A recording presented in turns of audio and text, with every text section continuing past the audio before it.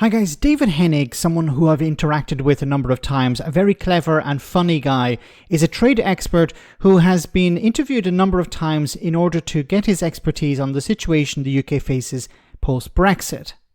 Now, David was invited onto the anti-immigration pro-Brexit GB News, where the host tried to scaremonger over the rumoured youth mobility scheme, which David points out would benefit not just young Europeans, but also Brits aged from 18 to 30. However, the interview went a bit south as the host started talking over the expert and pretending that she knows more than him. Oh my god, have a listen to this. Hello David, welcome to the programme. Good afternoon.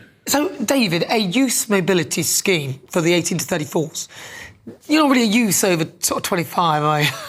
That's a lot of people. Is this a realistic thing that we should be introducing given the situation that we are in at the moment? Well, notwithstanding that I'm going to miss out by a few years, unfortunately. Me too. These are things we've got with quite a lot of other countries like Australia, but I think the most important thing that's not been mentioned at all so far is it's almost certainly going to be capped in terms of numbers. So people have been floating around numbers like it'll cover 50,000 or 70,000. So it's not basically allowing anybody to come here whenever they want. It is a certain number of people who will be allowed to go in both directions. And some of the haggling today and some of the haggling we'll have over the next few years will be about exactly how many people that is. So thank goodness that somebody finally has mentioned that it's going in both directions. I've yet to hear a journalist or a politician mention how it will actually benefit Brits as well. It's not just Europeans coming in. And unfortunately, people both on the right and on the left have been talking about immigration in respect to this. This is not immigration. This is a youth mobility scheme, extremely limited. And as David pointed out here, we're probably talking about 50 or 60,000. But it's in both directions. It really is nothing like sort of just come here and turn up and pitch up for work, as some people might think it is. What, just like the people on the boats? Look, I don't even trust... So what? Like the people on the boats? What people on the boats are you talking? They don't arrive with a visa. They're not as part of some youth mobility scheme. Like, you're comparing apples and oranges here. Them to count the numbers. They struggle to count the people on the boats who have come here. I'm afraid is this. Can you not see that we just don't have the capacity? And also, here we are again, drunk on cheap labour, because that's all it's going to be. Young people coming in, prepared to be paid less. The pound is probably still going to be higher than the euro, so it's in their benefit financially. They won't live like the normal people here because we've got huge bills and we probably, most of us don't live with our parents. So these people coming in will have huge benefits. So what the hell is this word salad?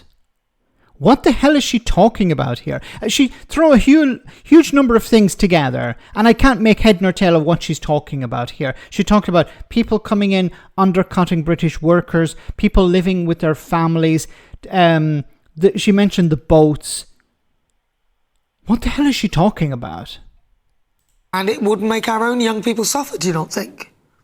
Well, I mean, never mind whether we're going to count people on youth mobility. I mean, every day thousands of people arrive here from the EU without visas, and they could start working, and we wouldn't actually know any better. So it's not as if we're controlling everybody who comes in now, and in the future we won't be controlling. Well, that's my point. That's my point. We don't control anybody who comes in now. David, that's my point.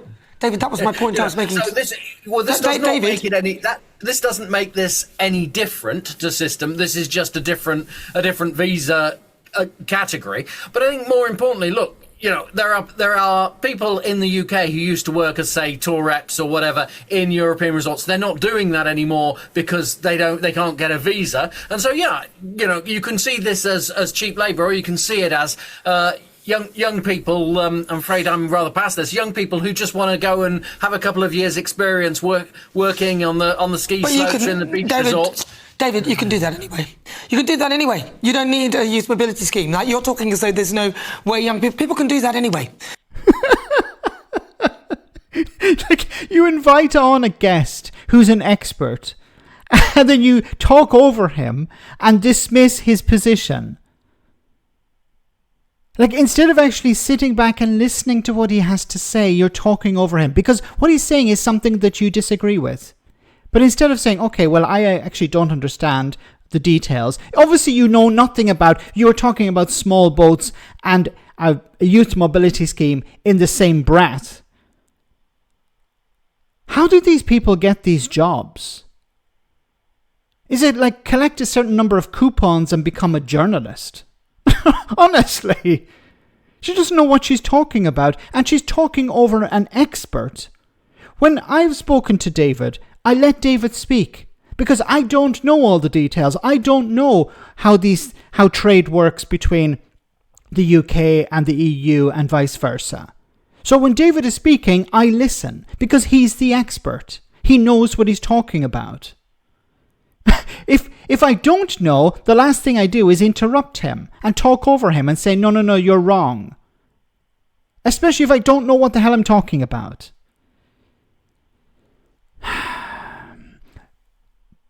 The idea that it would make it easier for young Brits to travel to the European Union destroys the narrative that these people are pushing. Because they're talking about immigration. They're talking about people coming from Europe into Britain. They don't want to talk about people leaving Britain to go work in Europe or to study or whatever. They don't want to even though that's part of a youth mobility scheme, they want to ignore that important aspect. Because it doesn't suit their narrative. The narrative of, well, this is the same as immigration, or this is the same as free movement, freedom of movement. It's pathetic.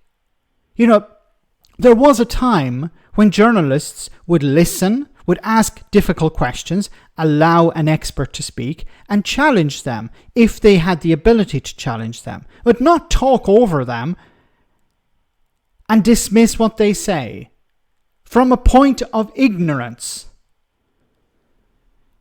Let me know in the comment section, guys, what you think about all of this. As always, your comments are greatly appreciated. And kudos to David for having much more patience than I ever could.